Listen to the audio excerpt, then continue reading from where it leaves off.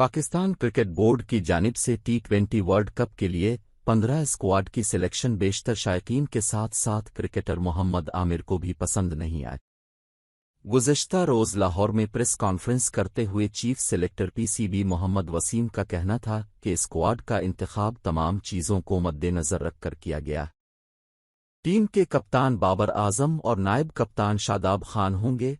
इसके अलावा आसिफ अली, हैदर अली, हारिस रऊफ, इफ्तिखार अहमद, खुशदिल शाह, मोहम्मद हुसनैन, मोहम्मद नवाज और मोहम्मद रिजवान शामिल होंगे। नसीम शाह, शाहीन आफरीदी, वसीम जूनियर और उस्मान कादिर भी कौमी स्क्वाड का हिस्सा होंगे, जबकि फ़खर जमान, मोहम्मद हारिस, मुतबादिल विकेटकीपर और शाहनवाज धानी को बतौर रिजर्व प्लेयर टीम में शामिल किया गया है। आइंदा माह ऑस्ट्रेलिया में होने वाले टी20 वर्ल्ड कप के लिए पीसीबी ने middle order batsman Shan Masood को फिर से टीम में शामिल किया है।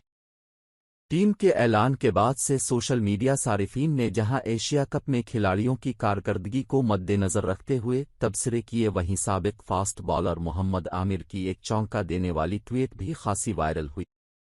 आमिर ने स्क्वाड के ऐलान के फौरी बाद मोहम्मद वसीम को तनकीद का निशाना बनाते हुए लिखा, चीफ सेलेक्टर की चीप सिलेक्शन।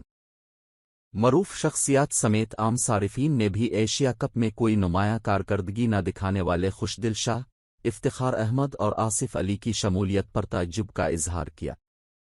हालिया एशिया कप में श्रीलंका से फाइनल हारने वाली ग्रीन शर्ट्स की कारकर्दगी का जायजा लिया जाए तो इफ्तिखार अहमद ने 6 मैचेस में 105, फ़खर जमान ने 96 और खुशदिल शाह ने 58 रन्स स्कोर किए।